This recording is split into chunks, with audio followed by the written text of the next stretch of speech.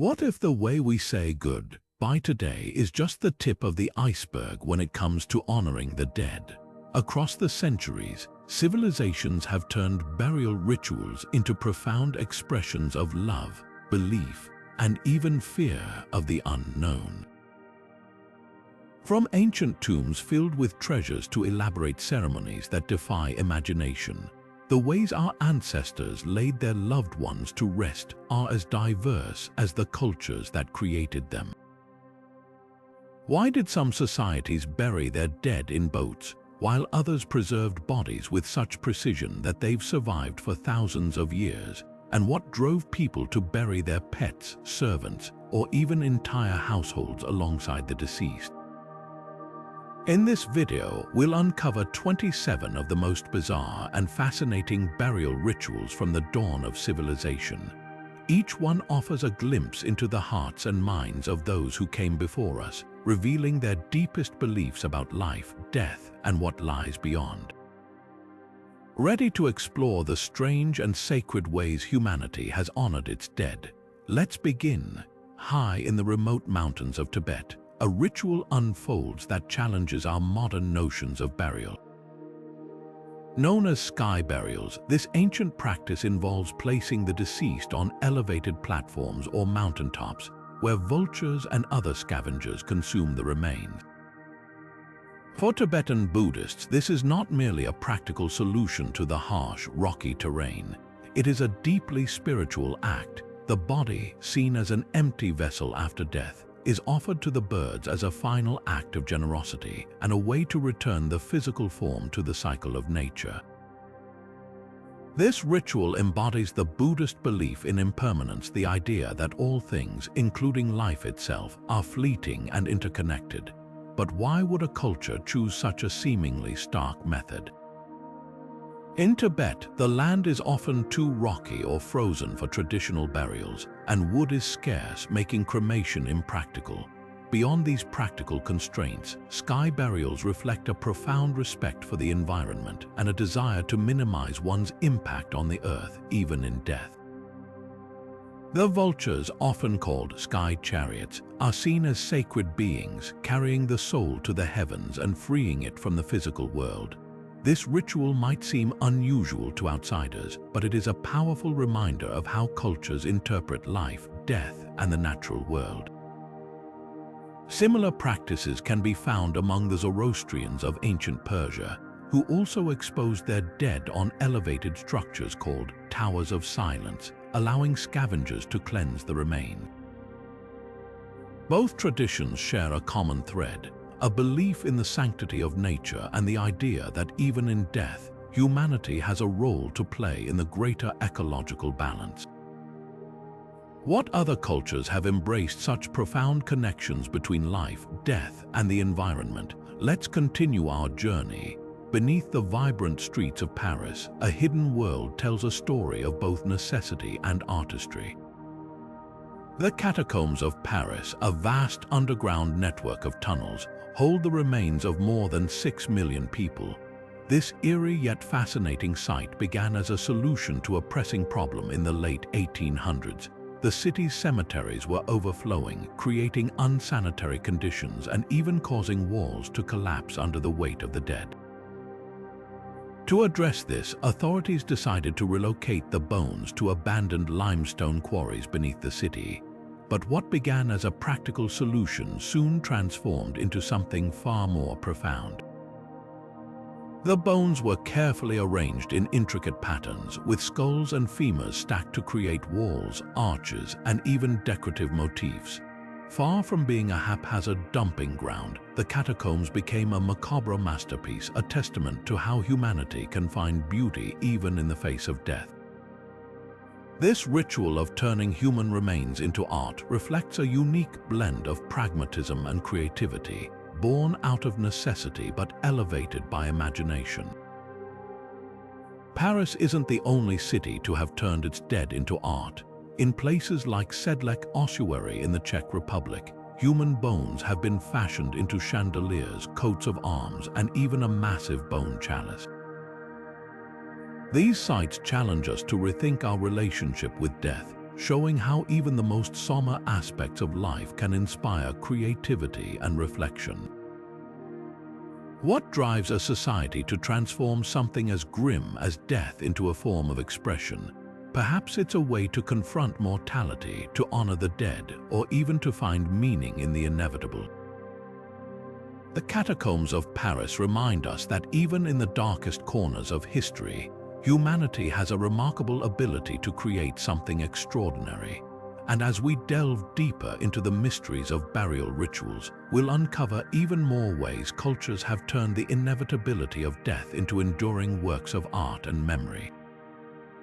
As we leave the underground labyrinths of Paris, we find ourselves on the windswept shores of Scandinavia, where the Vikings turned death into a grand maritime adventure.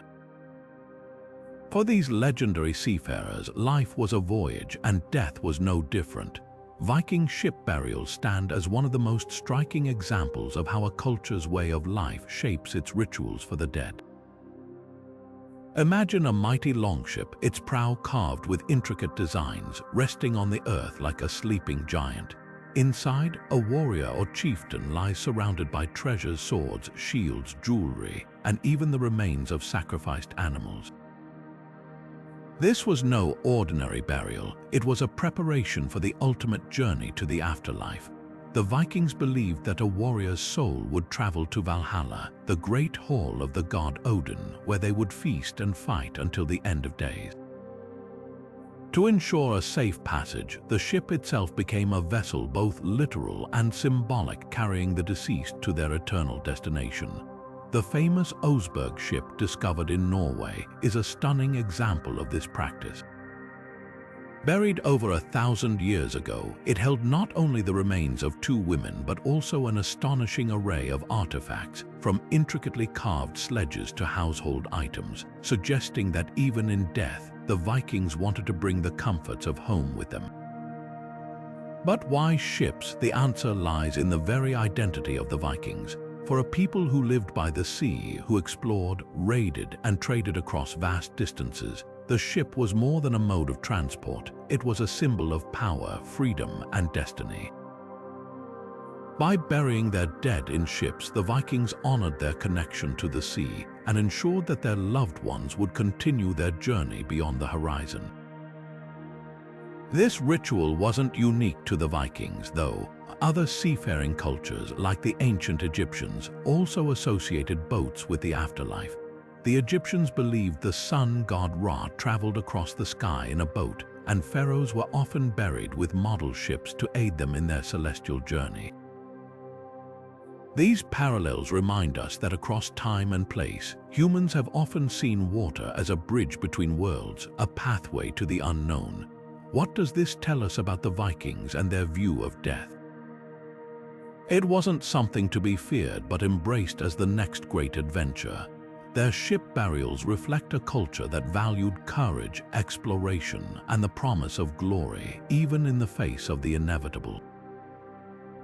As we move forward, we'll see how other cultures used burial rituals to honor their dead, each one a window into the values and beliefs that shaped their world. The ancient Egyptians took their journey to the afterlife so seriously that they turned the process of death into a science. Mummification, one of the most elaborate and well-known burial rituals in history, was far more than a way to preserve a body. It was a sacred act, a bridge between the earthly world and the eternal. The process was painstaking, taking up to 70 days, and every step was steeped in religious significance. The Egyptians believed that the soul, or ka, needed a physical vessel to return to after death. Without a preserved body, the soul would be lost, unable to find its way to the afterlife. The process began with the removal of the internal organs, each carefully placed in its own canopic jar. These jars, often adorned with the faces of the 4 sons of Horus, were believed to protect the organs for eternity. The heart, considered the seat of thought and emotion, was left in the body as it would be weighed against the feather of Mat, the goddess of truth, in the afterlife. The brain, on the other hand, was discarded, seen as unimportant. The body was then treated with natron, a natural salt that dried out the tissues, preventing decay. After weeks of drying, the body was anointed with oils and resins, then wrapped in hundreds of yards of linen bandages, each layer accompanied by prayers and spells to guide the deceased safely to the next world. But mummification wasn't just for pharaohs and nobles. While the most elaborate rituals were reserved for the elite, even common Egyptians sought to preserve their bodies, though in simpler, more affordable ways. This widespread practice reflects a society deeply invested in the idea of immortality, where death was not an end but a transition to a new, eternal existence. And the Egyptians weren't alone in their quest to preserve the dead. In South America, the Chinchorro people of modern-day Chile practiced mummification as early as 5,000 years before the Egyptians, making them the earliest known culture to do so. Their methods were different, often removing the skin and replacing it with clay or reeds, but their goal was the same: to honor the dead and ensure their journey to the afterlife. Even in the high Andes, the Inca preserved their rulers as mummies, treating them as living beings who continued to hold power and influence even in death. Why did so many cultures go to such lengths to preserve their dead? At its core, mummification reflects a universal human desire to conquer death, to find meaning in the face of our own mortality. For the Egyptians, it was a way to ensure that the soul could live on, surrounded by the comforts and treasures of this world. For others, it was a way to keep their loved ones close, to bridge the gap between the living and the dead. As we move forward, we'll uncover even more ways ancient civilizations grappled with the mysteries of death, each one offering a glimpse into the values and beliefs that shaped their world. From the tombs of pharaohs to the mountain peaks of the Andes, the quest for immortality has taken many forms, each as fascinating as the last. Deep in the heart of China's Shaanxi province lies one of the most astonishing archaeological discoveries of all time: the Terracotta Army. Buried over 2,000 years ago, this silent legion of over 8,000 soldiers, horses, and chariots stands guard over the tomb of Emperor Qin Shi Huang, the first emperor of a unified China. Each figure is a masterpiece of craftsmanship, with no two soldiers exactly alike. From their meticulously detailed armor to the unique expressions on their faces, these terracotta warriors were designed to serve their emperor in the afterlife, just as they would have in life. But why would an emperor need an entire army in death? For Qin Shi Huang, this was more than a display of power. It was a statement of his eternal authority. The emperor, obsessed with immortality, believed that his rule would continue even after death, and the Terracotta Army was his way of ensuring that he remained protected and revered in the afterlife. The sheer scale of this project, requiring an estimated 700,000 workers over several decades, speaks volumes about the emperor's ambition and the lengths he was willing to go to secure his legacy. The Terracotta Army isn't just a collection of statues, it's a window into the beliefs and fears of ancient China. The soldiers were buried with real weapons, and the site includes not only warriors but also acrobats, musicians, and even officials, all meant to serve the emperor in the next world. This elaborate burial reflects a society deeply invested in the idea of an afterlife, where status and power extended beyond the grave. Interestingly, Qin Shi Huang wasn't the only ruler to be buried with an army. In ancient Egypt, pharaohs were often entombed with figurines known as shabtis, small statues believed to come to life and serve the deceased in the afterlife. In Mesoamerica, the rulers of the Maya civilization were sometimes buried with clay or stone figurines representing warriors and servants. These practices reveal a common thread among ancient rulers, a desire to maintain their authority and comfort even in death. What makes the Terracotta Army unique, though, is its sheer scale and artistry. Unlike the small figurines of other cultures, each terracotta soldier stands at life size, with intricate details that reflect the diversity of Qin Shi Huang's real army. Some scholars believe that the soldiers were modeled after actual individuals, making this not just an army of clay but a monument to the people who served the emperor. The discovery of the Terracotta Army in the 1970s stunned the world, offering a glimpse into the grandeur and ambition of ancient China. It's a reminder that for some, death was not an end but an opportunity to extend their influence into eternity. As we uncover more about these ancient rituals, we begin to see how deeply intertwined life, death, and power truly were in the minds of those who ruled the past. In the arid landscapes of ancient Persia, the Zoroastrians devised a burial ritual as striking as it was practical. Known as the Towers of Silence or Dakmas, these circular, elevated structures were designed to expose the dead to the elements, particularly to scavenging birds like vultures. This practice, called excarnation, wasn't just about disposing of the body, it was a profound act of reverence for the natural world. Zoroastrians believed that earth and fire were sacred elements, too pure to be contaminated by decaying flesh. To bury or burn a body would pollute these elements, disrupting the balance of nature. Instead, the dead were carried to the Towers of Silence, where their bodies would be left to the birds. The vultures, acting as nature's cleansers, would swiftly reduce the remains to bones, which were then collected and placed in a central pit within the tower. Over time, the bones would disintegrate, completing the cycle of returning the body to the earth without defiling it. This ritual wasn't just about practicality, it was deeply tied to Zoroastrian cosmology. The faith teaches that death is a battle between good and evil, with decay seen as a triumph of corruption. By allowing the vultures to consume the flesh, Zoroastrians believed they were helping to defeat this corruption, freeing the soul to ascend to the afterlife. The Towers of Silence became a symbol of this spiritual struggle, a place where the physical and metaphysical worlds intersected. But how did this practice compare to other cultures' approaches to death? While Zoroastrians sought to avoid polluting the earth and fire, other religions embraced burial and cremation as acts of reverence. In Hinduism, for example, cremation is seen as a way to release the soul from the body, allowing it to move on to its next incarnation. Meanwhile, in Judaism and Islam, burial is considered a sacred duty, with the body returned to the earth as a sign of humility before God. These contrasting practices reveal how different cultures interpret the relationship between the body, the soul, and the natural world. The Towers of Silence also highlight an often overlooked aspect of burial rituals, the role of animals.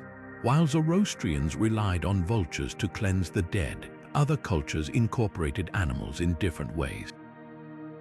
In ancient Egypt, cats were often buried with their owners as companions for the afterlife, while Norse mythology tells of warriors being buried with their horses to carry them to Valhalla. These practices show how deeply intertwined human and animal worlds have been in our understanding of death and what lies beyond. Today, the Towers of Silence stand as a testament to a culture that saw death not as an end, but as part of a larger sacred cycle. While modern Zoroastrians have largely moved away from this practice due to declining vulture populations and urban expansion, the Dakmas remain a powerful reminder of how one civilization grappled with the mysteries of life, death, and the natural world. As we continue our journey, we'll explore how other cultures have turned the inevitability of death into acts of beauty, devotion, and even defiance. Each ritual offers a unique perspective, reminding us that the way we honor the dead is as much about who we are as it is about what we believe. In the misty wetlands of northern Europe, a discovery both haunting and fascinating has emerged from the peat bogs, the bog bodies. These remarkably preserved remains, some dating back over 2,000 years, offer a chilling window into the lives and deaths of ancient communities. Unlike the carefully prepared mummies of Egypt or the grand ship burials of the Vikings, the bog bodies were preserved by nature itself. The cold, acidic, and oxygen-poor environment of the bogs slowed decomposition, leaving behind skin, hair, and even clothing in astonishing detail. But what makes these bodies so intriguing isn't just their preservation, it's the stories they tell. Many of these individuals met violent ends, their deaths likely tied to ritual sacrifice. Some were strangled, others stabbed or bludgeoned, and a few show signs of being tied down before their deaths. These weren't random acts of violence, they were deliberate, possibly carried out as offerings to gods or as punishments for crimes. The Toland man, one of the most famous bog bodies, was found with a noose still around his neck, his expression eerily peaceful, as if in a deep sleep. His death, like so many others, raises questions about the beliefs and practices of the people who lived in these lands millennia ago. Why were these sacrifices made? For some, it may have been an attempt to appease deities, ensuring a good harvest or victory in battle. For others, it could have been a way to maintain social order, using death as a deterrent against wrongdoing. The bog bodies remind us that for many ancient cultures, life and death were deeply intertwined with spirituality and community. The practice of ritual sacrifice wasn't unique to Northern Europe. In ancient Mesoamerica, the Aztecs performed elaborate ceremonies to honor their gods, often involving human sacrifice. The Inca, too, offered the lives of children in rituals known as Cahokia, believing it would ensure the favor of their deities. Even in ancient Rome, gladiatorial games could be seen as a form of ritualized violence, where death served both entertainment and religious purposes. What sets the bog bodies apart, though, is their accidental preservation. Unlike the carefully orchestrated rituals of other cultures, these individuals were preserved by chance, offering us an unfiltered glimpse into their final moments. The Lindo man, for example, was found with his stomach contents intact, revealing his last meal, a simple porridge made from grains and seeds. Such details humanize these ancient figures, connecting us to their lives in a way that grand monuments or elaborate tombs often cannot. The bog bodies challenge us to confront the darker aspects of our shared history. They remind us that while death is universal, the ways we approach it, whether with reverence, fear, or brutality, are as varied as the cultures that shape us. As we continue to uncover the secrets of the past, these ancient remains serve as silent witnesses to the complexities of human belief and the lengths to which we'll go to make sense of the unknown. In the lush, tropical landscapes of the Philippines, ancient communities developed a burial practice as unique as the islands themselves: jar burials. These weren't just simple containers for the dead, but intricate vessels that carried both the physical remains and the spiritual hopes of those who placed their loved ones inside. Large earthenware jars, often ornately decorated, were used to hold the deceased, sometimes in a fetal position, symbolizing a return to the womb of the earth. These jars were then carefully placed in caves, cliffs, or other secluded locations, creating a connection between the dead and the natural world. What makes these jar burials particularly fascinating is the care taken to accompany the deceased with grave goods. Pottery, jewelry, and even tools were often buried alongside the bodies, reflecting a belief that the dead would need these items in the afterlife. For these ancient Filipinos, death wasn't an end but a transition, and the jars served as both a resting place and a vessel for the soul's journey. This practice underscores the importance of community and continuity, as the living ensured that their loved ones were well equipped for what lay beyond. The Philippines isn't the only place where jars have played a role in burial rituals. In ancient Japan, the Jomon people also used large jars to inter their dead, often placing them in sacred sites. Similarly, in parts of Southeast Asia, jar burials were a common practice, with some cultures even stacking multiple jars together to create communal tombs. These parallels reveal a shared human impulse to honor the dead through practical yet symbolic means, using everyday objects to bridge the gap between life and death. But why jars? For many cultures, the answer lies in their shape and function. A jar, with its enclosed space, can be seen as a protective vessel, safeguarding the deceased from the elements and any malevolent forces. At the same time, its round, womb-like form evokes themes of renewal and rebirth, suggesting that even in death, there is the potential for new beginnings. The jar burials of the Philippines offer a poignant reminder of how ancient societies found ways to infuse meaning into the mundane, turning simple objects into powerful symbols of belief. As we move forward, we'll explore how other cultures have used everyday items to honor their dead, each practice offering a glimpse into the values and traditions that shaped their world. From the caves of the Philippines to the cliffs of Japan, the jar burials remind us that even in death, humanity finds ways to connect, protect, and celebrate the lives of those who came before us. High in the arid deserts of what is now northern Chile and southern Peru, the ancient Chinchorro people perfected a burial ritual that would stand the test of time, literally. Long before the Egyptians began mummifying their pharaohs, the Chinchorro were already preserving their dead in a way that combined artistry, spirituality, and science. Their mummy bundles, some dating back over 7,000 years, are among the oldest in the world, offering a glimpse into a culture that saw death not as an end, but as a bridge to something greater. The process was meticulous. After carefully removing the skin and organs, the Chinchorro would reinforce the body with sticks and reeds, creating a kind of internal framework. They then stuffed the body with natural materials like grass or clay, reshaping it to give the appearance of life. Once the body was prepared, it was wrapped in layers of cloth, often decorated with intricate patterns or painted with vibrant colors like black, red, or white. These colors weren't just decorative, they carried deep symbolic meaning.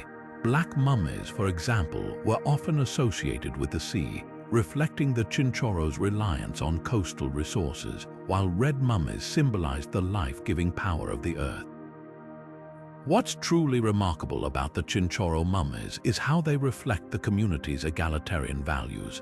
Unlike the Egyptians, who reserved mummification for the elite, the Chinchorro mummified everyone: men, women, children, even infants. This suggests that for them, preserving the dead wasn't about status or power. It was about honoring the individual and maintaining a connection with the ancestors. The mummy bundles were more than just bodies. They were cherished members of the community, kept close to the living and often reburied in family groups. But the Chinchorro weren't the only culture to create mummy bundles. In the Andes, the Inca also practiced a form of bundle burial, wrapping their dead in textiles and placing them in caves or on mountaintops. These bundles, known as malquis, were considered sacred, with the Inca believing that the dead continued to play an active role in the lives of the living. Similarly, in Southeast Asia, cultures like the Toraja of Indonesia have long practiced elaborate bundle burials, placing their dead in cloth wrappings and housing them in cliffside tombs. These parallels reveal a shared human impulse to protect and honor the dead, using textiles and natural materials to create a lasting bond between the living and the departed. The Chinchorro mummies challenge us to rethink our assumptions about ancient cultures. Far from being primitive, they were pioneers in the art of preservation, using techniques that still astonish scientists today. Their mummy bundles are a testament to a society that valued its ancestors deeply, seeing them not as relics of the past but as active participants in the present. As we continue to explore the world's most fascinating burial rituals, the Chinchorro remind us that the way we honor the dead is a reflection of who we are and who we hope to become. From the deserts of Peru to the cliffs of Indonesia, these ancient practices invite us to consider the enduring power of memory, connection, and the human spirit. In the lush, verdant forests of Madagascar, a burial ritual unfolds that blurs the line between life and nature. Here, some communities practice tree burials, a tradition as poetic as it is profound. The deceased are carefully placed inside hollowed-out trees, their bodies becoming one with the towering trunks. For these communities, this isn't just a way to lay the dead to rest, it's a sacred act of reuniting the spirit with the natural world. They believe the tree absorbs the essence of the deceased, allowing their energy to live on, nourishing the forest and ensuring their presence remains part of the living ecosystem. This practice speaks to a deep reverence for nature, where trees are seen not merely as plants but as living vessels of spiritual continuity. The Malagasy people who uphold this tradition view life and death as part of an unbroken cycle, with the forest acting as both guardian and guide. The tree burial ritual reflects a world view where humanity is not separate from nature but deeply interconnected with it, a philosophy that resonates with many indigenous cultures around the globe. But how does this compare to other cultures that have woven nature into their burial practices? In parts of Borneo, for example, the Dayak people traditionally placed their dead in wooden coffins high on cliffs, suspended between earth and sky. The cliffs, much like the trees in Madagascar, became sacred spaces where the dead could watch over the living. Similarly, in North America, the Lakota Sioux practiced scaffold burials, placing their dead on raised platforms so the body could return to the earth through natural decomposition, a process they saw as a return to the Great Spirit. What unites these practices is the belief that death is not an end but a transformation, a return to the elements that sustain life. Whether it's a tree absorbing a spirit, a cliff cradling a coffin, or a scaffold releasing a body to the winds, these rituals reflect a universal human desire to find harmony with the natural world. They remind us that even in death, we are part of something larger, a cycle that connects all living things. The tree burials of Madagascar also highlight an often overlooked aspect of burial rituals, the role of plants as keepers of memory. In many cultures, trees are seen as symbols of life, growth, and renewal. By entrusting their dead to the forest, the Malagasy people ensure that their loved ones continue to grow, their spirits branching out into the canopy, their presence felt in every rustling leaf and dappled shadow. As we move forward, we'll explore how other cultures have turned to the natural world to honor their dead, each ritual offering a unique perspective on the relationship between life, death, and the environment. From the forests of Madagascar to the cliffs of Borneo, these practices remind us that even in our final moments, we remain deeply rooted in the world around us. Nestled in the rugged volcanic landscapes of the Canary Islands, the Guanches, the island's indigenous people, developed a burial practice as unique as their environment. They turned to the natural caves that dotted their homeland, using them as sacred resting places for their dead. These cave burials weren't just practical solutions to the rocky terrain. They were deeply symbolic, reflecting the Guanches' beliefs about life, death, and the afterlife. Inside these caves, the Guanches often placed their deceased in fetal positions, a posture that symbolized a return to the womb of the earth. This position wasn't accidental. It conveyed a belief in renewal, suggesting that death was not an end but a transition to a new beginning. To prepare the bodies, the Guanches practiced a form of mummification, preserving them with techniques that echoed those of ancient Egypt despite being thousands of miles apart. The mummies were carefully wrapped in animal skins or plant fibers, ensuring they remained intact for their journey to the next world. But the Guanches didn't stop at mummification. They also buried their dead with grave goods, tools, pottery, and personal items that the deceased might need in the afterlife. These offerings reveal a belief that life continued beyond death, and that the dead would require the same resources they had in the living world. This practice wasn't unique to the Guanches. It's a theme that appears in countless cultures, from the ancient Egyptians to the Vikings. each one reflecting a universal human desire to care for loved ones even after they've passed. Cave burials weren't limited to the Canary Islands, though. Across the globe, many cultures have turned to caves as sacred spaces for the dead.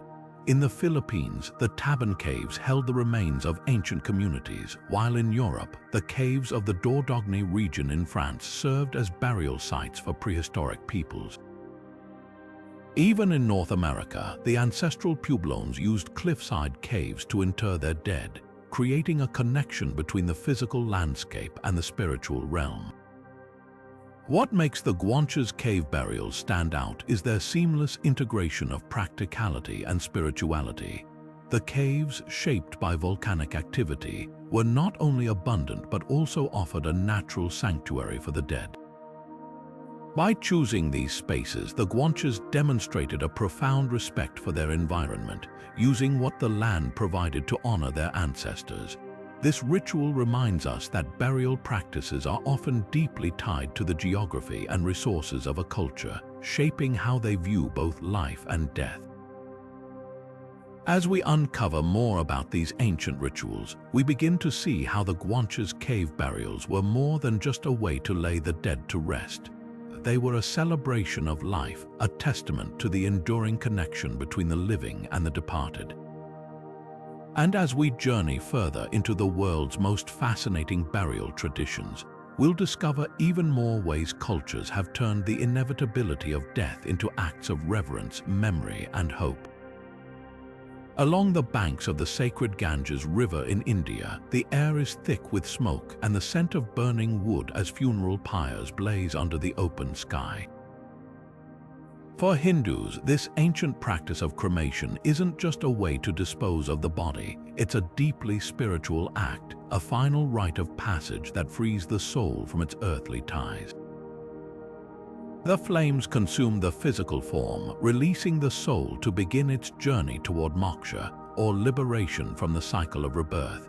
This ritual is steeped in symbolism, with the fire representing transformation and the ashes, scattered in the Ganges, embodying purification and renewal.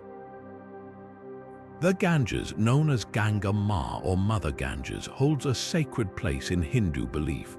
It's not just a river, it's a divine force, a conduit between the earthly and spiritual realms.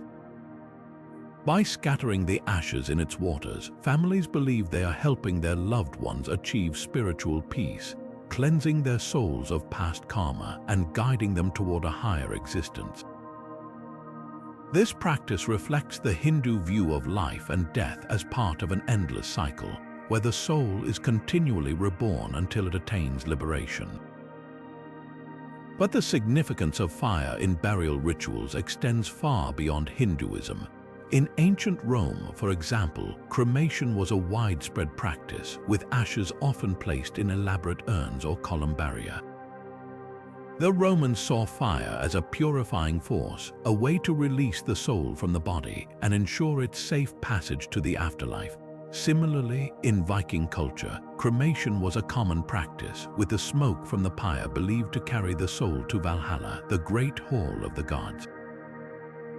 How do these practices compare? While Hinduism emphasizes the release of the soul through fire, other cultures have used cremation for different reasons. In some cases, it was a practical solution to prevent disease or conserve space. In others, it was a symbolic act, a way to honor the dead and ensure their transition to the next world. What unites these traditions is the belief that fire has the power to transform, to bridge the gap between life and death in a way that burial or other methods cannot. The funeral pyres of India also highlight the communal aspect of death rituals. Families gather to perform the last rites, offering prayers and chanting mantras to guide the soul on its journey. The act of cremation is not just a private moment of grief but a shared experience, a way for the community to come together and honor the deceased. This sense of collective responsibility is a recurring theme in many cultures, where death is seen not as an individual event but as a communal one. As we explore the world's most fascinating burial rituals, The funeral pyres of India remind us of the profound connection between fire, spirit, and transformation. Whether it's the crackling flames of a Hindu pyre or the glowing embers of a Viking funeral, fire has long been a symbol of both destruction and renewal, a force that carries the soul beyond the physical world. And as we move forward, we'll uncover even more ways cultures have turned to the elements to honor their dead, each ritual offering a unique perspective on the mysteries of life and death. Standing tall against the rolling green landscapes of ancient Europe, the stone circles of sites like Stonehenge have long captivated the imagination. But these towering monoliths weren't just monuments to the heavens. They were also places of profound reverence for the dead. For some ancient European cultures, these circles served as both burial sites and ceremonial spaces, weaving together the realms of the living, the dead, and the cosmos. Within the shadow of these stones, archaeologists have uncovered human remains, often buried with care and surrounded by offerings. These burials suggest that the circles were more than just astronomical observatories. They were sacred spaces where the living could commune with their ancestors and the divine. The alignment of the stones with celestial events like solstices and equinoxes underscores the deep connection between life, death, and the cycles of the universe. For these ancient peoples, the stones were a bridge between worlds, a way to honor the dead while seeking guidance from the stars. But the use of stone structures in burial rituals wasn't unique to Europe. In the highlands of Ethiopia, the Sidama people erected stelae, tall, carved stones, to mark the graves of their leaders. These stelae, often adorned with intricate carvings, served as both memorials and symbols of power, ensuring the deceased's legacy lived on. Similarly, in the deserts of Arabia, ancient tribes built towering stone cairns to mark burial sites, creating enduring monuments that stood as testaments to their dead. What makes these stone structures so compelling is their timelessness.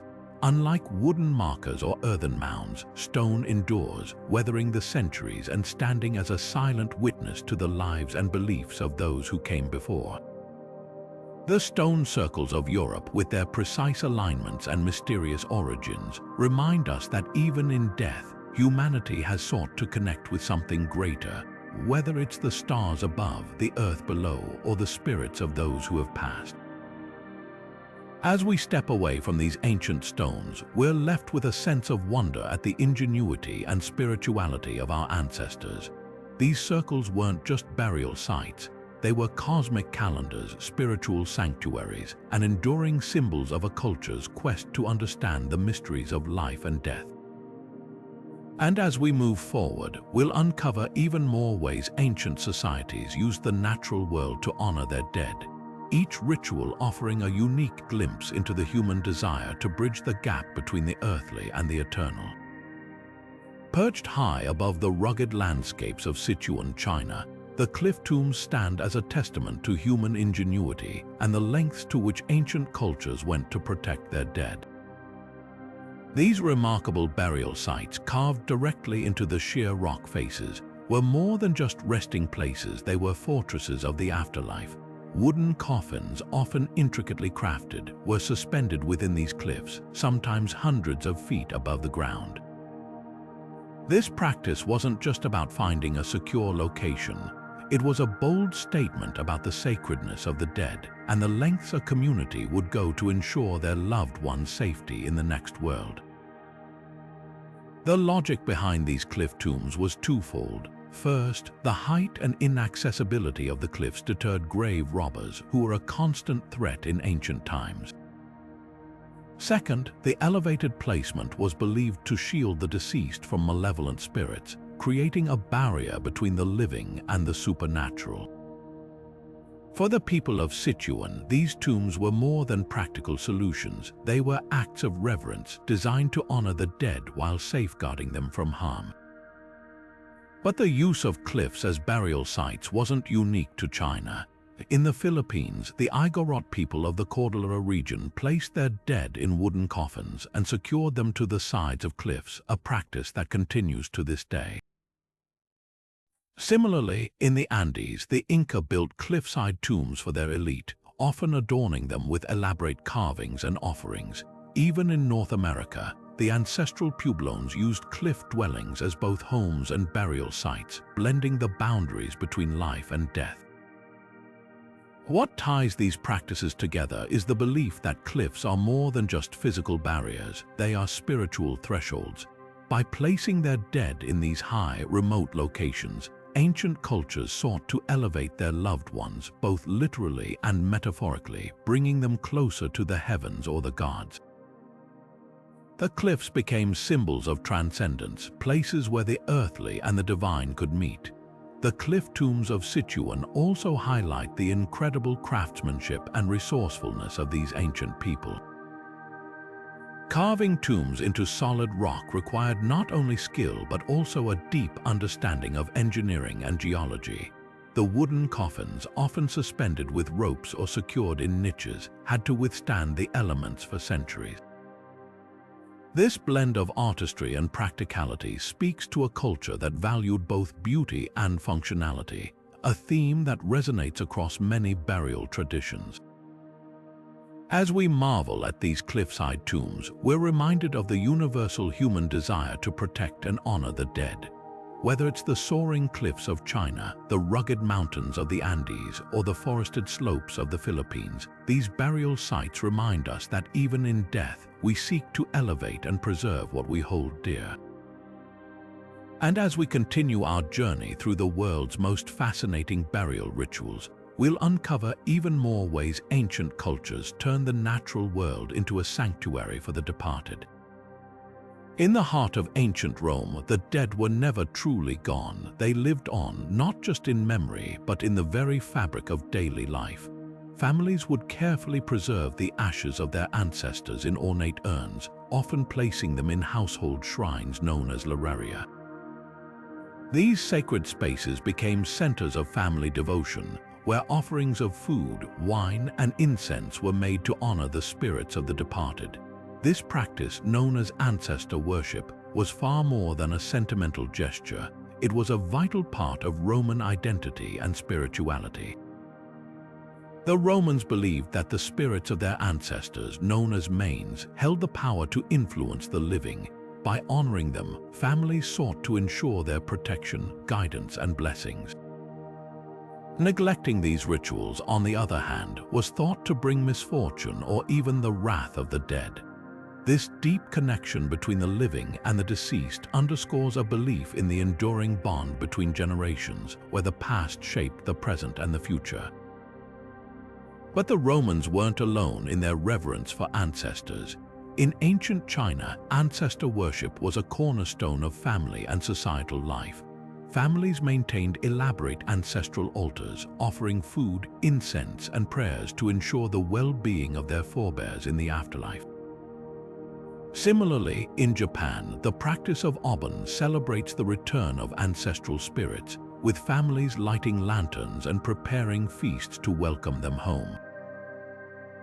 These traditions reveal a shared belief in the importance of maintaining ties with those who came before, a way of acknowledging their role in shaping who we are today.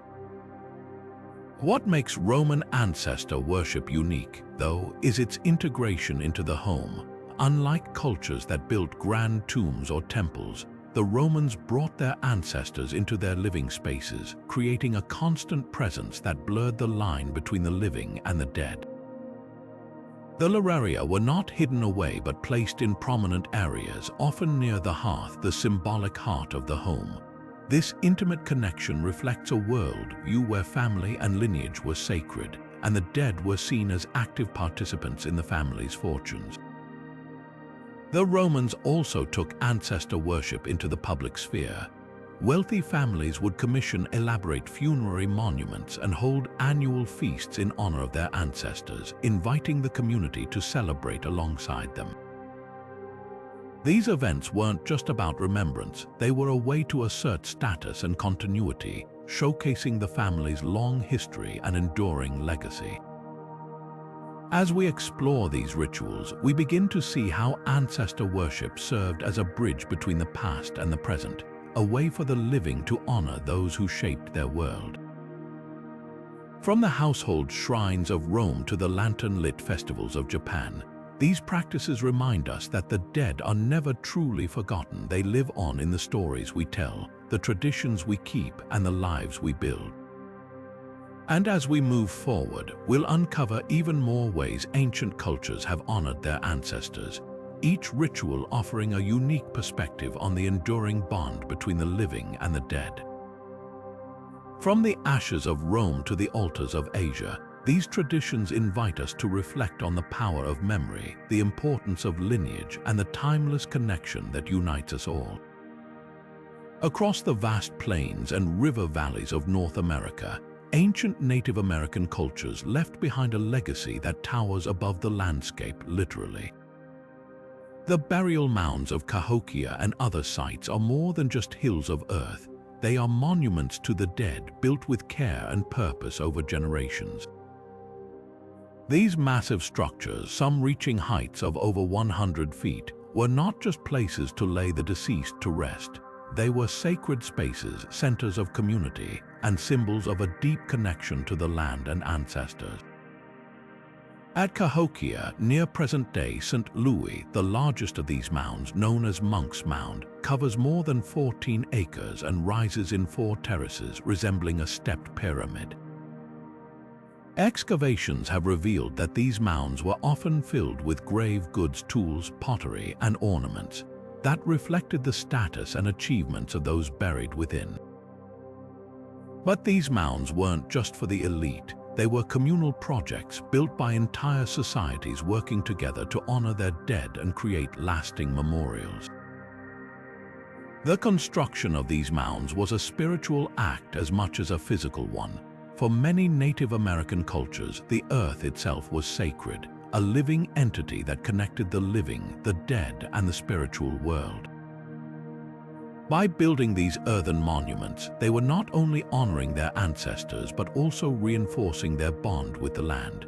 The mounds became places of ceremony and gathering, where communities could come together to remember, celebrate, and seek guidance from their forebears. This practice wasn't unique to North America, though. In Europe, the Neolithic people of the British Isles built massive barrows or burial mounds like those at Newgrange in Ireland. These mounds, often aligned with celestial events like the winter solstice, served as both tombs and sacred spaces, much like the mounds of Cahokia.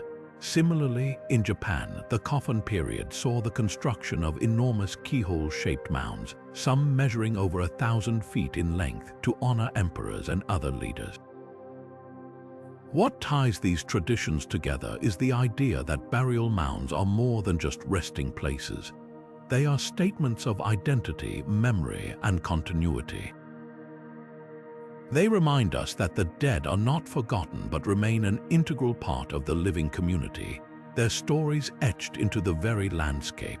The mounds of Cahokia, with their towering presence and intricate designs, challenge us to think about how we remember those who came before us and how we, too, can leave a lasting legacy. As we move forward, we'll explore how other cultures have used the earth itself to honor their dead, each ritual offering a unique perspective on the relationship between life, death, and the land that sustains us. From the plains of North America to the hills of Ireland, these earthen monuments remind us that even in death we remain rooted in the world around us. In ancient India, the practice of Sati stands as one of the most controversial and deeply complex rituals in human history. Rooted in tradition and steeped in cultural significance, Sati involved widows voluntarily, or sometimes forcibly joining their deceased husbands on the funeral pyre. To some, this act was seen as the ultimate demonstration of loyalty and devotion, a final, unbreakable bond between husband and wife. For others, it was a stark reminder of the societal pressures and expectations placed on women, particularly in a patriarchal system where widowhood often carried stigma and hardship. The origins of Sati are shrouded in myth and legend, with some accounts tracing it back to the goddess Sati, who self-immolated in protest after her father insulted her husband, the god Shiva. Over time, this mythological act became intertwined with cultural ideals of wifely virtue, transforming into a ritual that some communities saw as sacred. However, it's important to note that sati was never universally practiced across India. It was more prevalent among certain castes and regions, often tied to specific historical and social context. What makes sati so striking is the way it reflects the complex interplay between culture, religion, and gender roles. For some women, the act was seen as a way to ensure spiritual liberation, freeing both themselves and their husbands from the cycle of rebirth. For others, it was a grim reminder of the limited options available to widows in a society where remarriage was often forbidden, and widowhood could mean a life of poverty and social isolation. The practice was eventually outlawed in the 19th century, thanks in part to the efforts of reformers like Raja Ram Mohan Roy, who argued against its cruelty and lack of religious justification. But how did other cultures view widowhood and death? In some parts of ancient China, widows were expected to remain chaste and loyal to their deceased husbands, often facing social ostracism if they remarried. Similarly, in Victorian England, widows were expected to enter a period of prolonged mourning, wearing black and avoiding social activities for years.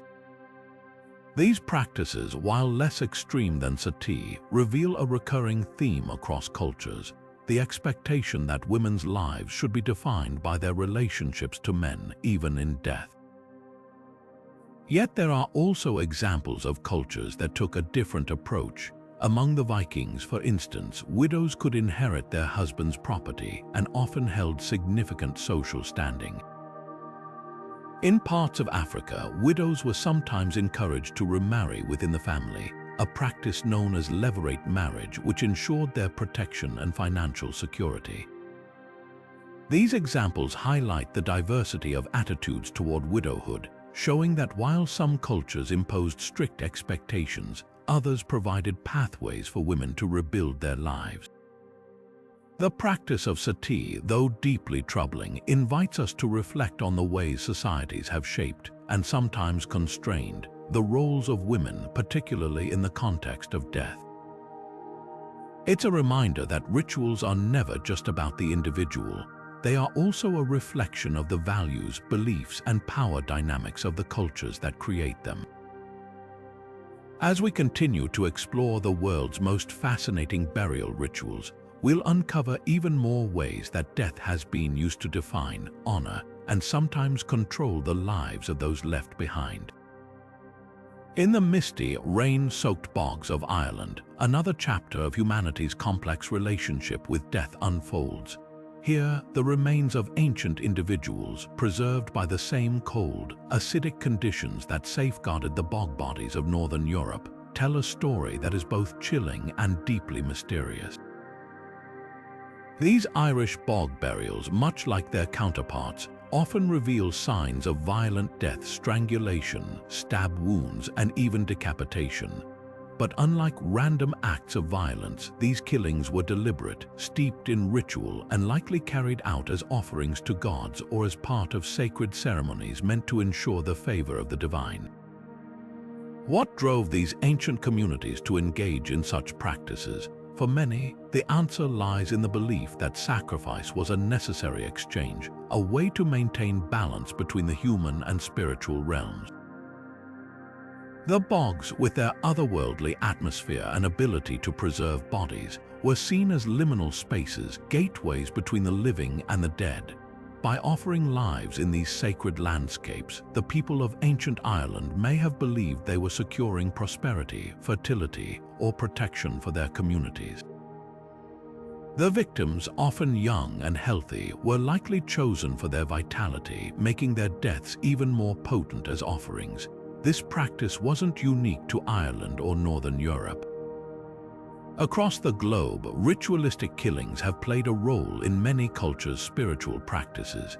In ancient Mesoamerica, the Aztecs performed elaborate human sacrifices to honor their gods, believing that the sun itself required blood to rise each day. Similarly, in the Andes, the Inca conducted Capacocha rituals, offering children to the gods in exchange for divine favor. Even in ancient Rome, gladiatorial games, while often seen as entertainment, had roots in religious sacrifices where the deaths of combatants were believed to appease the gods of the underworld. What sets the Irish bog burials apart, though, is the eerie preservation of the bodies and the clues they offer about their final moments. The old Croghan man, for example, was found with his hands still bearing the marks of rope bindings, suggesting he was restrained before his death. His body, like many others, was carefully placed in the bog, a deliberate act that underscores the ritualistic nature of these killings. These remains challenge us to confront the darker aspects of ancient spirituality, where life and death were seen as part of a sacred balance, and violence was sometimes seen as a necessary tool to maintain harmony. As we move from the bogs of Ireland to the next ritual, we're reminded of the profound and often unsettling ways ancient cultures sought to connect with the divine. These practices, while difficult to comprehend through a modern lens, reflect a worldview where the boundaries between life, death, and the spiritual realm were far more fluid than we might imagine. And as we continue to explore the world's most fascinating burial rituals, we'll uncover even more ways humanity has grappled with the mysteries of existence, each one offering a unique window into the beliefs and values of those who came before us. In the lush, mountainous region of Toraja, Indonesia, death is not an end but a vibrant continuation of life. Here, the Toraja people have crafted a burial ritual as unique as their culture: tree trunk coffins. These aren't just simple containers for the dead, they are hollowed-out sections of massive trees, carefully prepared and placed high on cliffs or within caves. This practice, known as Irong, is more than a burial, it's a celebration of the deceased's ongoing journey. The process begins with selecting a tree, often a hardwood like sandalwood or ironwood, known for its durability and sacred significance. The trunk is hollowed to create a space for the body, which is then placed inside and sealed. These coffins are often accompanied by tau, wooden effigies carved in the likeness of the deceased. These effigies, dressed in the person's clothing, stand as guardians, watching over the community and symbolizing the belief that the dead remain active participants in the lives of the living. What makes these tree trunk burials so fascinating is the Toraja's view of death as a gradual process. Funerals, or rambu solo, are elaborate events that can last days or even weeks, involving feasts, traditional dances, and the sacrifice of water buffalo or pigs. The more prestigious the deceased, the grander the ceremony, with some families saving for years to honor their loved ones properly. This reflects a culture where death is not feared but embraced as a natural and meaningful transition. The Toraja's use of tree trunks for burial isn't just practical, it's deeply symbolic. Trees, with their roots in the earth and branches reaching toward the sky, are seen as bridges between the physical and spiritual worlds. By placing their dead in tree coffins, the Toraja reinforce this connection, ensuring their loved ones remain part of the natural cycle. Interestingly, this practice isn't unique to Indonesia. In parts of Africa, the Konso people of Ethiopia also use hollowed tree trunks as coffins, placing them in sacred forests. Similarly, in ancient Europe, some cultures buried their dead in log coffins, reflecting a shared reverence for trees as symbols of life and renewal. These parallels reveal a universal human impulse to use nature as a vessel for honoring the dead, each culture adapting the practice to its own beliefs and environment. The tree trunk coffins of Toraja remind us that death rituals are as much about the living as they are about the dead. They are a way to express love, respect, and continuity, ensuring that those who have passed remain part of the community's story.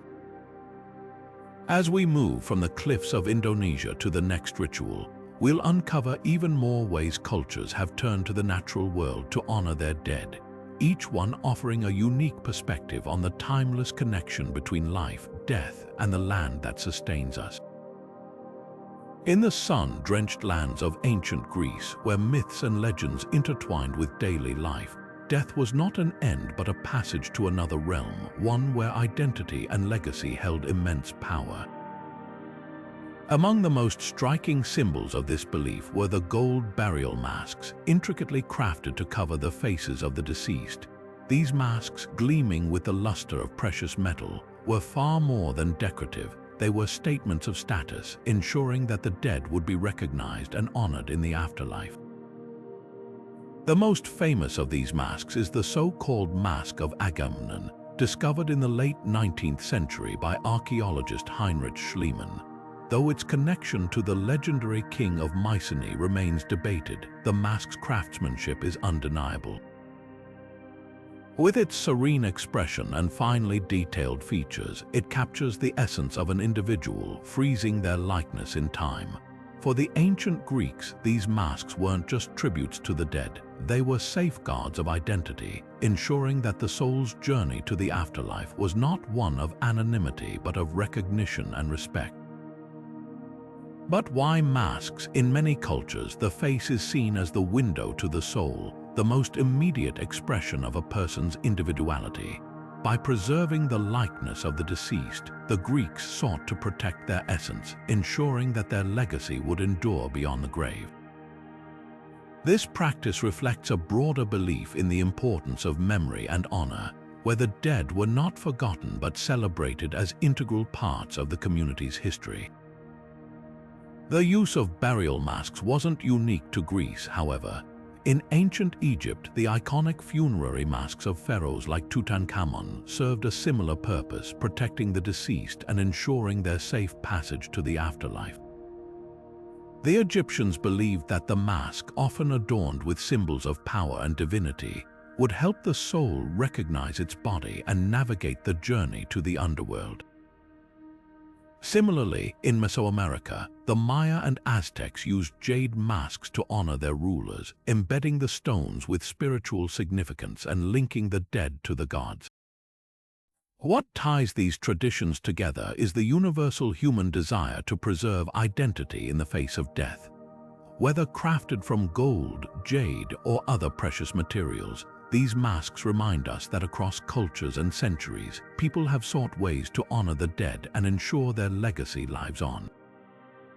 For the Greeks, the burial masks were not just art, they were declarations of immortality, a way to bridge the gap between the living and the eternal. As we move from the golden faces of ancient Greece to the next ritual, we're reminded of the profound ways cultures have used art and symbolism to confront the mysteries of death. Each mask, each ritual, offers a unique glimpse into the values and beliefs that shaped these ancient societies, inviting us to reflect on our own connection to those who came before us. And with that, let's uncover another fascinating tradition that reveals how humanity has honored its dead through the ages.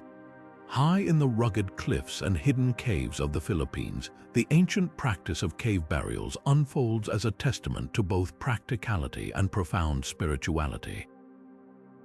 Here, the dead were laid to rest in wooden coffins or large earthenware jars, carefully placed within the cool, shadowy recesses of caves.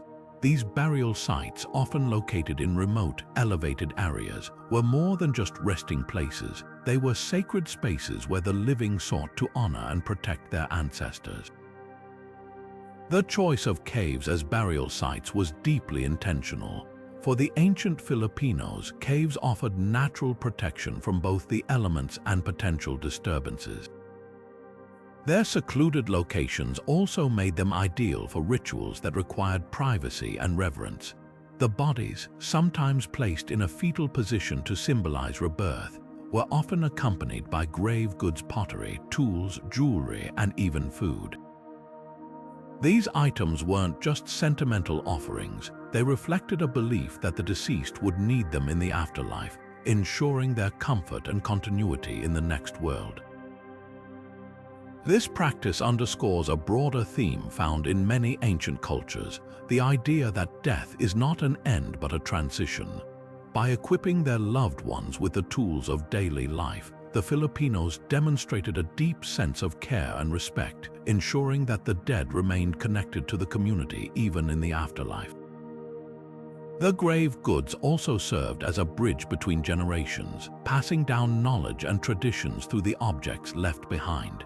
But the Philippines isn't the only place where caves have played a central role in burial rituals.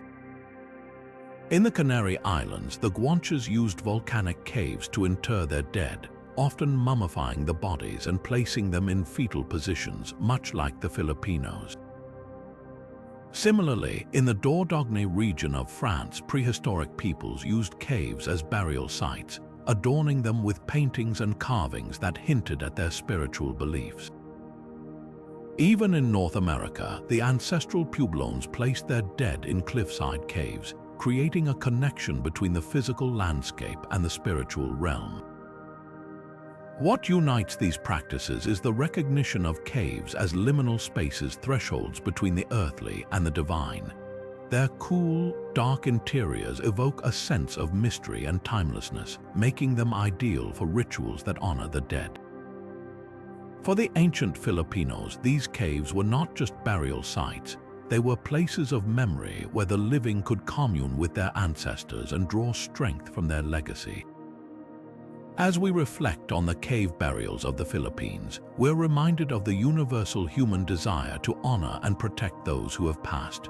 Whether it's the shadowy recesses of a cave or the towering cliffs of a cliffside tomb, these rituals reveal a deep connection between the living, the dead, and the natural world. And as we move forward, we'll uncover even more ways ancient cultures have turned to their environment to create lasting memorials for their loved ones, each one offering a unique perspective on the enduring bond between life, death, and the land that sustains us. Rising from the arid landscapes of Yemen, the Hortas stand as silent sentinels of an ancient world. These towering burial structures, some reaching impressive heights, were more than just graves. They were fortresses for the dead. Built with meticulous care, the Hortas were designed to protect the deceased from both physical and spiritual threats. Grave robbers, drawn to the treasures often buried with the dead, were deterred by the tower's remote locations and formidable construction. But beyond their practical purpose, these structures were also believed to shield the dead from malevolent spirits, ensuring their safe passage to the afterlife. The Hortas reflect the ingenuity and resourcefulness of Yemen's ancient cultures.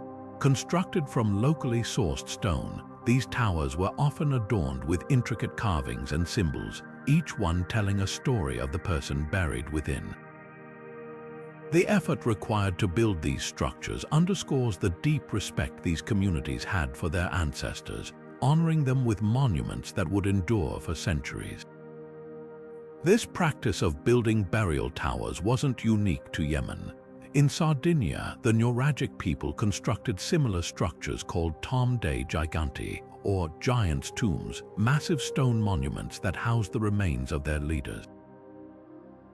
These tombs, often shaped like bull horns, were believed to channel spiritual energy, connecting the living with the divine. Similarly, in the Caucasus Mountains, the ancient Scythians built towering kurgans or burial mounds to honor their elite. These structures, filled with gold, weapons, and other treasures, were meant to reflect the power and status of those interred within.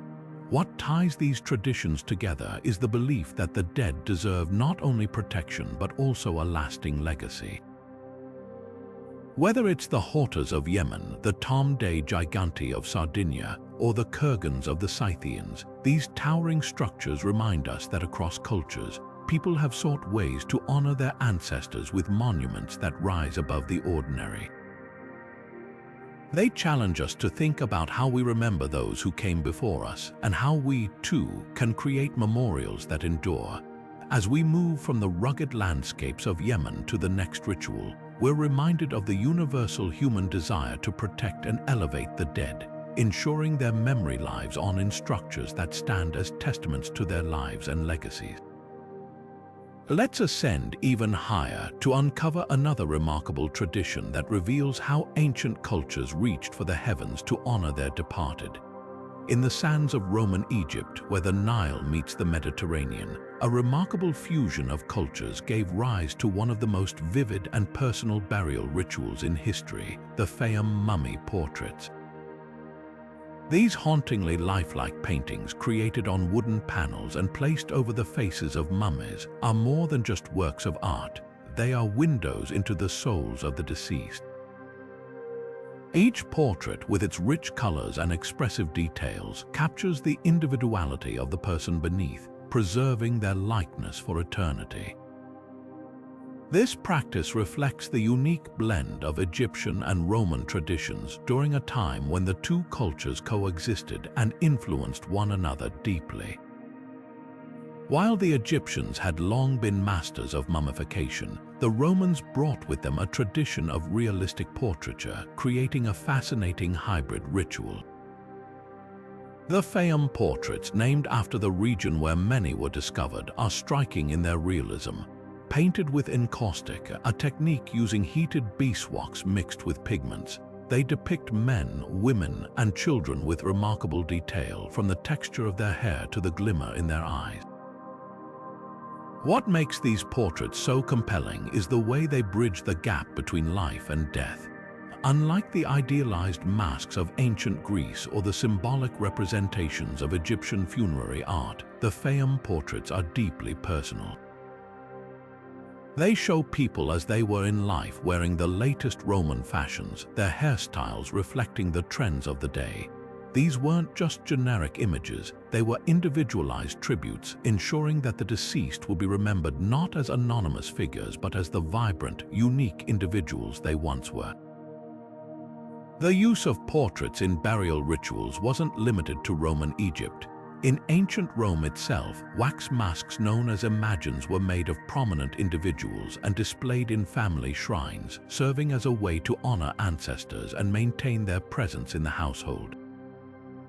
Similarly, in China, painted portraits of the deceased were sometimes included in tombs, particularly during the Ming Dynasty, where they served as a way to venerate the dead and ensure their continued influence in the afterlife. The Faiyum mummy portraits remind us that death rituals are often as much about the living as they are about the dead. They are a way to preserve memory, to honor individuality, and to bridge the gap between past and present. These portraits, with their vivid colors and lifelike expressions, challenge us to think about how we remember those who have passed, not just as names or dates, but as real people with stories, personalities, and legacies. As we step away from the painted faces of Roman Egypt, we're reminded of the universal human desire to capture and preserve identity, even in death. Whether it's the lifelike portraits of Faiyum or the wax masks of ancient Rome, these rituals reflect a shared belief in the power of art to transcend time and connect us with those who came before. And as we move forward, let's uncover another fascinating tradition that reveals how humanity has used creativity and symbolism to honor its departed. In the rocky hills and valleys of ancient Israel, death was not merely an end but a transition marked by care, memory, and a profound connection to the land. Here, burial caves carved into the limestone cliffs became sacred resting places for the dead, where families would inter their loved ones in a practice that blended practicality with deep spiritual meaning. After the body had decomposed, the bones were often collected and placed in small stone boxes known as ossuaries. These containers, sometimes adorned with intricate carvings or inscriptions, served as a way to preserve the essence of the deceased, ensuring their identity and memory endured long after their passing. What makes these ossuaries so compelling is the care and artistry that went into their creation. Many were inscribed with names, family relationships, or symbols that reflected the community's beliefs about the afterlife. A common motif was the rosette, a floral design symbolizing beauty and renewal, while other ossuaries bore images of the menorah or the temple, linking the dead to their faith and heritage. These inscriptions weren't just decorative, they were statements of identity, a way to ensure that the deceased would be remembered and honored by future generations. This practice of secondary burial, placing bones in ossuaries after the flesh had decayed, wasn't unique to ancient Israel. Across the Mediterranean, similar customs emerged. In ancient Rome, for example, cremated remains were often placed in urns, sometimes inscribed with the deceased's name and achievements. In parts of Greece, families would exhume bones after a period of time and transfer them to communal ossuaries, creating a shared space for the dead.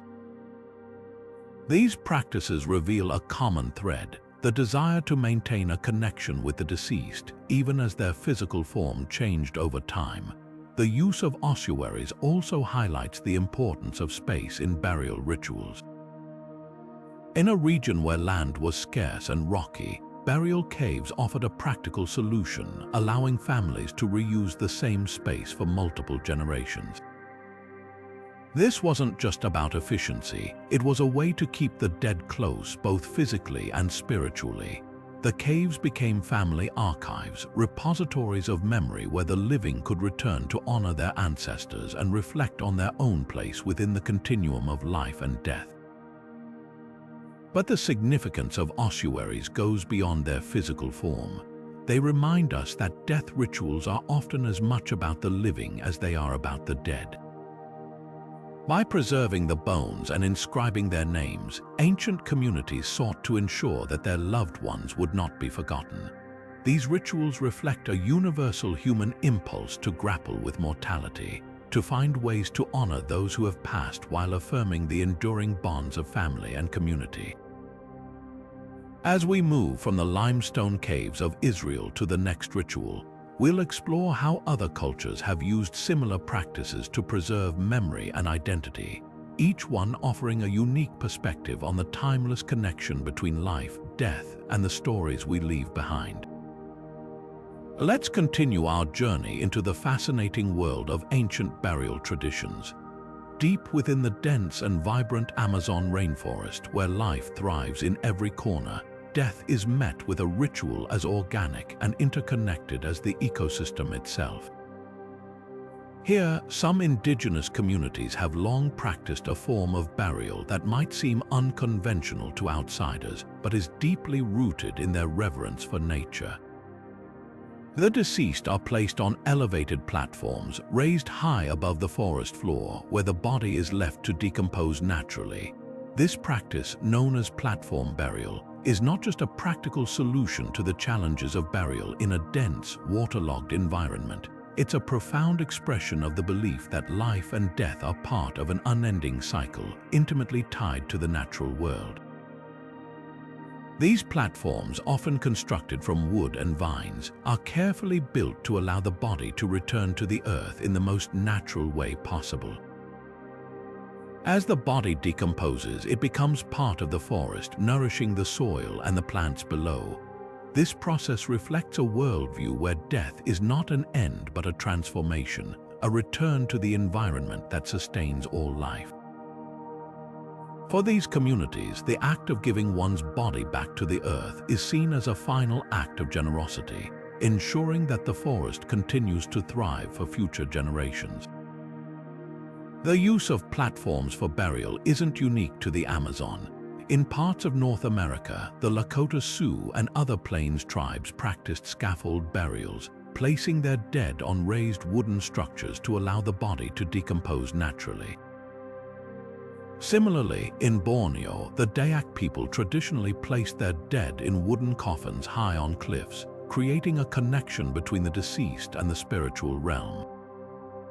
These practices, while geographically distant, share a common thread: a deep respect for the natural processes of decay and renewal, and a belief that the dead remain part of the living world in a different form. What makes the Amazonian platform burials particularly striking is their seamless integration with the environment. The platforms are often hidden within the forest canopy, blending almost invisibly with the surrounding trees and vines.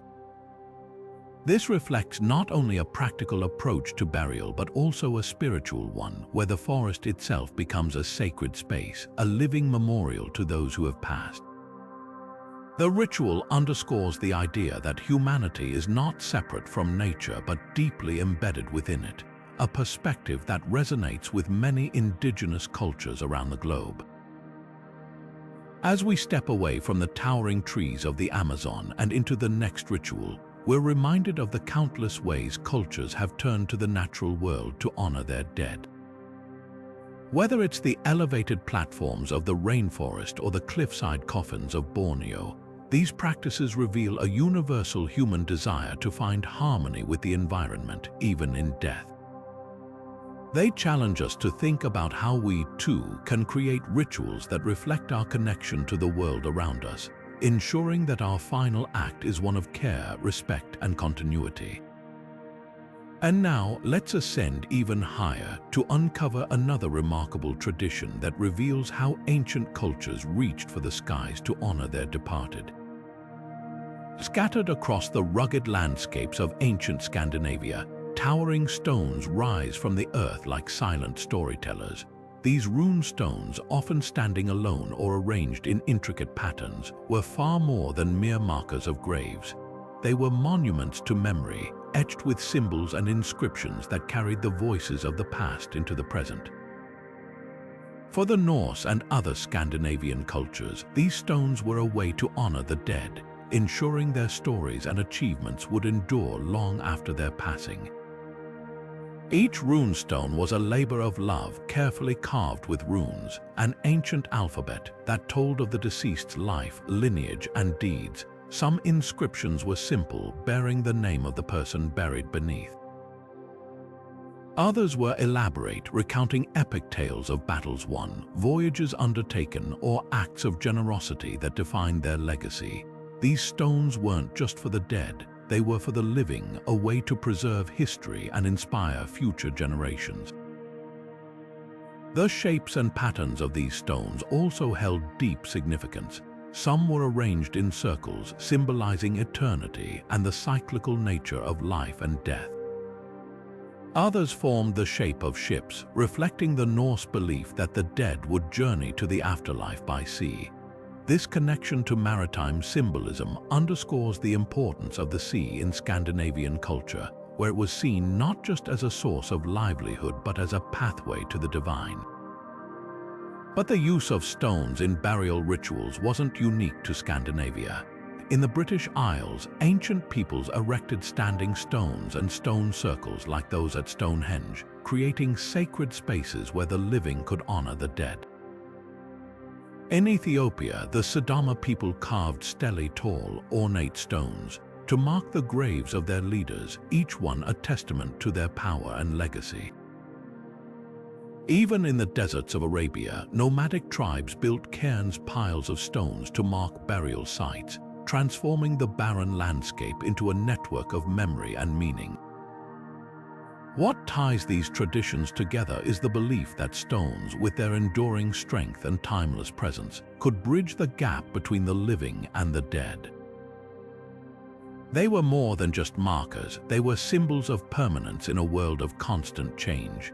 For the Scandinavians, the rune stones were a way to ensure that the dead would not be forgotten, that their stories would be etched not just in stone but in the collective memory of their people. As we reflect on the burial stones of Scandinavia, we're reminded of the universal human desire to leave a lasting legacy. Whether it's the runes of the Norse or the stelae of Ethiopia, these stone monuments challenge us to think about how we honor those who came before us and how we, too, can create memorials that endure. And with that, let's turn our gaze to another remarkable tradition, where the natural world and human creativity intertwine to create a final resting place unlike any other. From the vast, open waters of the Pacific Ocean comes a burial ritual that speaks to the heart of island life. For many Pacific Island cultures, the canoe wasn't just a means of transportation. It was a symbol of identity, survival, and connection to the world beyond. When death came, these seafaring communities often chose to send their loved ones on one final voyage, using canoes or small ships as both coffins and vessels for the afterlife. In these rituals, the deceased would be carefully placed inside a canoe, sometimes alongside tools, weapons, or other personal items they might need in the next world. These grave goods weren't just sentimental. They reflected a belief that life continued beyond death, requiring the same resources and skills as the living world. The canoe, now a sacred vessel, would then be set adrift on the ocean or buried on land, depending on the community's traditions. For those set to sea, the ocean became a final resting place, a vast and eternal realm that mirrored the boundless possibilities of the afterlife. What makes these burial ships so compelling is the deep connection between the people and the sea. For Pacific Islanders, the ocean was not just a resource but a source of life, spirituality, and identity. By using canoes as burial vessels, they honored this relationship, ensuring that even in death, their loved ones remained tied to the waters that sustained them. This ritual also reflects the belief that the soul's journey didn't end with death. It continued, much like a voyage across the horizon into the unknown. But the Pacific Islands aren't the only place where ships have played a role in burial rituals. As we've seen earlier, the Vikings of Scandinavia also buried their dead in ships, sending them off with treasures and sacrifices to accompany them to Valhalla. Even the ancient Egyptians, though they didn't use full-sized ships, often buried their dead with model boats, believing they would help the soul navigate the celestial waters of the afterlife.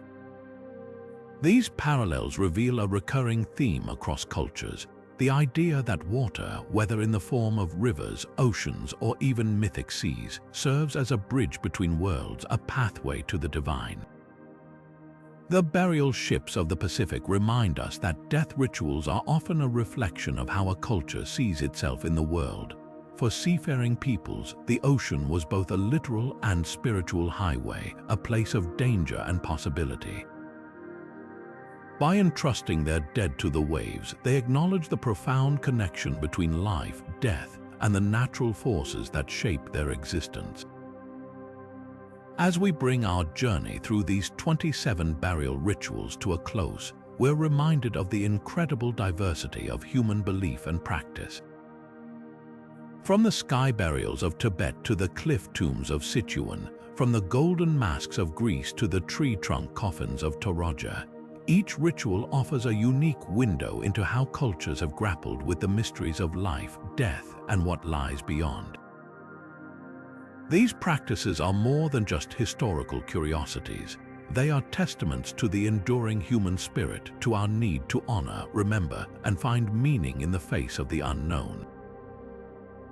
Thank you for joining us on this voyage through time and tradition.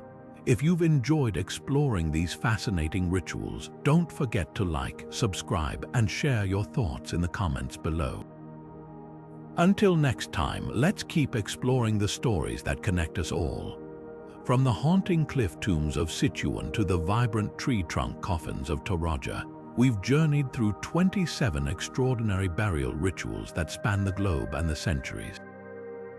Each one reveals a unique tapestry of human belief, creativity, and reverence for the dead. Whether it's the soaring ship burials of the Vikings, the intricate mummy bundles of the Chinchorro, or the solemn sky burials of Tibet, these practices remind us that death is not just an end. It's a profound expression of culture, identity, and the enduring human spirit. What ties these rituals together is their ability to capture the essence of the civilizations that created them. From the practical to the deeply spiritual, each one reflects a society's values, fears, and hopes. The Zoroastrian towers of silence speak to a reverence for nature, while the Terracotta Army of China reveals an emperor's obsession with immortality. The bog bodies of Ireland and the Catacombs of Paris challenge us to confront the darker aspects of our history, while the golden masks of Greece and the Faiyum portraits of Roman Egypt celebrate individuality and legacy in the face of mortality. These rituals also remind us that death is a universal experience, yet the ways we honor it are as diverse as humanity itself. Some cultures sought to preserve the body, while others returned it to the earth or the heavens. Some turned death into art, while others used it to reinforce social order or spiritual beliefs. What unites them all is the desire to make sense of the unknown, to find meaning in the face of loss, and to ensure that those who have passed are never forgotten. As we close this exploration, we're left with a deeper understanding of how ancient cultures grappled with the mysteries of life and death. These rituals are more than just historical curiosities. They are windows into the human experience, revealing our shared need to honor, remember, and connect with those who came before us. They challenge us to think about how we, too, can create meaningful traditions that reflect our values and beliefs. Which of these rituals resonated with you the most? Was it the poetic tree burials of Madagascar, the haunting bog bodies of Ireland, or the intricate mummification practices of ancient Egypt? Share your thoughts in the comments below. We'd love to hear which stories captured your imagination. And if you enjoyed this journey through the world's most fascinating burial rituals, don't forget to like, subscribe, and hit that notification bell so you never miss a deep dive into the mysteries of history. Until next time, keep exploring the past. It's a journey that never ends.